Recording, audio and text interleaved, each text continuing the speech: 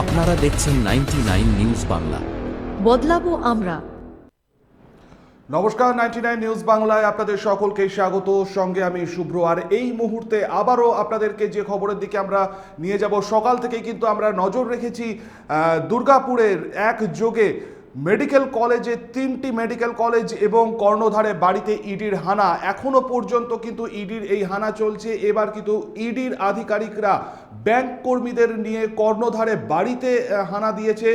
সেখানে কিন্তু রীতিমতন এখনো পর্যন্ত যে কর্ণধারে বাড়ি রয়েছে সেই বাড়িতে ইডির আধিকারিকগণ পৌঁছেছে। লাগাতার তল্লাশি চলছে বিধাননগর এবং পানাগড়ে কর্ণধারে বাড়িতে। 99 নিউজ বাংলা পর্দায় আপনারা সেই ছবি দেখছেন। আজকে সকাল থেকে আমরা যে খবর আপনাদেরকে বারংবার দেখাচ্ছি, ব্যাংক কর্মীদের নিয়ে কিন্তু এই মুহূর্তে ইডির হানা। হাসপাতালে কর্ণধারে বাড়িতেও ভোর থেকে ইডির আধিকারিকগণ লাগাতার তল্লাশি চলছে বিধাননগর এবং পানাগড়ে কর্ণধারে বাড়িতে। এই মুহূর্তে আমাদের প্রতিনিধি কৌশিক বসু রয়েছেন বিধাননগরের সেই হাসপাতালের কর্ণধারের একেবারে বাড়ির সামনে থেকে।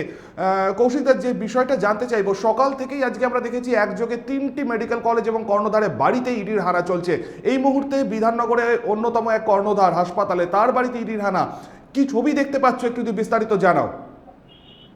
দেখো শুভ্র, প্রথমেই তোমাকে এটা জানিয়ে রাখি যে আজকে একদম ভোর থেকে কিন্তু এনফোর্সমেন্ট ডিরেক্টরেটের যে আধিকারিকরা তারা কিন্তু হানা দিয়েছে। এই মুহূর্তে আমি বিধাননগরে যে সনকা হাসপাতালে যিনি কর্ণধার রয়েছেন পার্থ কবি, তার একেবারে বাড়ির সামনে দাঁড়িয়ে রয়েছে এবং যেমনটা দেখতে পাচ্ছি একেবারেই government of India ministry of finance যে বোর্ড লাগানো যে গাড়ি, এই গাড়িতেই করে কিন্তু আজকে ভোর 6টা নাগাদ ইডির আধিকারিকরা কিন্তু এখানে আসে এবং ঠিক একেবারে এখানে প্রচুর গাড়ি রয়েছে। ইডি আধিকারিকরা এই গাড়িতেই রয়েছে, তার সাথে রয়েছে কেন্দ্রীয় বাহিনী।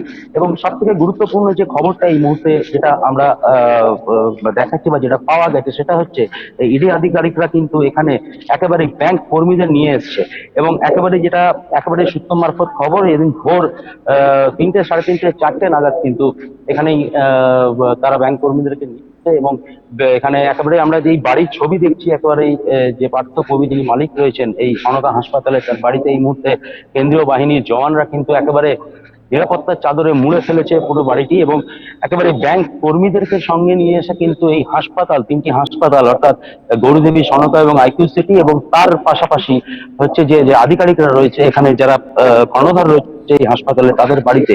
এবং যেটা সূত্রের খবর পাওয়া যাচ্ছে, এই আধিকারিকদের বাড়িতে কিন্তু ব্যাংক কর্মীদেরকে নিয়ে আসা হয়েছে এবং টাকা গোনার মেশিনও নিয়ে আসা হয়েছে, এমনটাই কিন্তু সূত্রের খবর।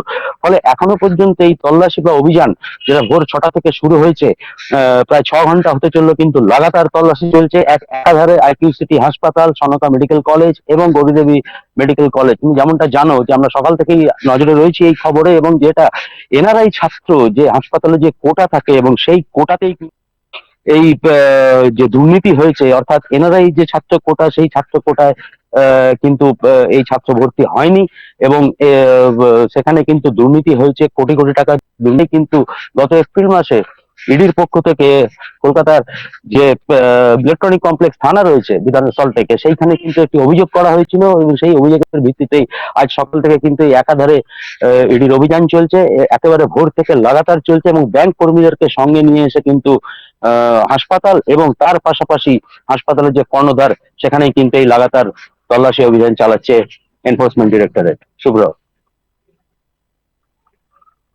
তল্লাশি অভিযান চলছে ইডির, এখনো পর্যন্ত কি কোনো লেটেস্ট আপডেট উঠে এসছে? তারা কি এখনো পর্যন্ত মুখ খুলতে রাজি হয়েছেন বা কোনো তথ্য তোমাদের কাছে এসে পৌঁছেছে? কারণ পাশাপাশি আমরা ঠিক দেখেছি যে আইকিউ সিটি হসপিটাল যেটা শোভাপুরে, সেখানেও কিন্তু টাকা গোনার মেশিন নিয়ে প্রবেশ করেছে ব্যাংক কর্মীরা এবং ইডির আধিকারিকরা।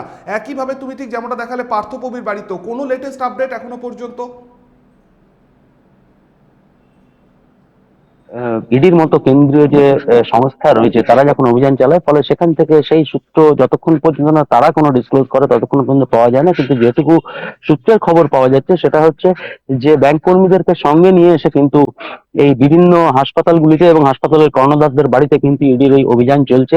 এবং এই অভিযানের ফলে আমরা যেটা দেখেছি ছবিতে কিছুক্ষণ আগে, আইকিউ সিটি হাসপাতালেও কিন্তু ল্যাপটপ সহ নানান যন্ত্রপাতি নিয়ে আমরা দেখেছি ইডির আধিকারিকদের ঢুকতে, কেন্দ্রীয় বাহিনীর জওয়ানরা সেখানে মজুদ রয়েছে। এখানেও যেমনটা দেখছি আমরা, এই এই যে আধিকারিক যে কর্ণধার রয়েছে হাসপাতালে, তার বাড়িতেও কিন্তু একেবারে কেন্দ্রীয় বাহিনীর জওয়ানরা সকাল থেকেই মজুদ রয়েছে। ফলে এই অভিযান কতক্ষণ চলবে বা এখানে থেকে এখনো পর্যন্ত এই অভিযানে কি কি উঠে এসেছে সেসব তথ্য কিন্তু এখনো বিস্তারিত না পাওয়া গেল, অভিযান কিন্তু এখনো পর্যন্ত লাগাতার চলছে। শুভ্র। অবশ্যই অসংখ্য ধন্যবাদ। পরিস্থিতির দিকে নজর রাখো, আবারও আমরা যোগাযোগ করব। আপনাদেরকে যে ছবি দেখালাম একেবারে কিন্তু লেটেস্ট আপডেট আপনাদের সামনে আমরা তুলে ধরলাম 99 নিউজ বাংলার পর্দায়। এই মুহূর্তে দুর্গাপুরে মলানদিঘির বেসরকারি হাসপাতালে যিনি কর্ণধার পার্থ পবিশ, তার বাড়িতে কিন্তু ইডির আধিকারিকেরা পৌঁছেছেন, টাকা গোনার মেশিন নিয়ে ব্যাংক কর্মীদেরকে সাথে নিয়ে কিন্তু পৌঁছেছেন। এবং যে ছবি দেখছেন, বাড়ির চারিপাশ কিন্তু কেন্দ্রীয় বাহিনীর একেবারে নিরাপত্তার চাদরে মুড়ে ফেলেছে, নিশ্চিদ্র একদম বলয় কিন্তু। এবং সেখান থেকে কিন্তু ইডির আধিকারিকেরা সকাল থেকেই আজকে তল্লাশি অভিযানে নেমেছে একযোগে দুর্গাপুরের 3টি মেডিকেল কলেজ হাসপাতালে। তারা তল্লাশি অভিযান এবং পাশাপাশি কর্ণধারে বাড়িতে আপনারা দুটো উইন্ডোতে সেই ছবি দেখছেন। কিন্তু এই মুহূর্তে একদিকে পার্থপবির বাড়িতে ইডির অভিযান, অন্যদিকে কিন্তু আপনাদেরকে যে ছবি দেখাচ্ছি একটি বেসরকারি হাসপাতাল, তার সামনেও কিন্তু ইডির অভিযান। অতএব সকাল থেকে এই অভিযান চলছে ইডির। কতক্ষণ পর্যন্ত চলবে, শেষ মুহূর্তে তারা আদৌ মুখ খুলতে রাজি হবেন কিনা ইডির আধিকারিকেরা, এবং কি তথ্য পাওয়া যায় সেদিকে কিন্তু আজকে আমাদের দিনভর নজর থাকবে। এখনকার মতন এই পর্যন্তই। পরবর্তী নিউজ আপডেটের জন্য আপনাদের নজর থাকুক শুধুমাত্র 99 নিউজ বাংলার পর্দায়।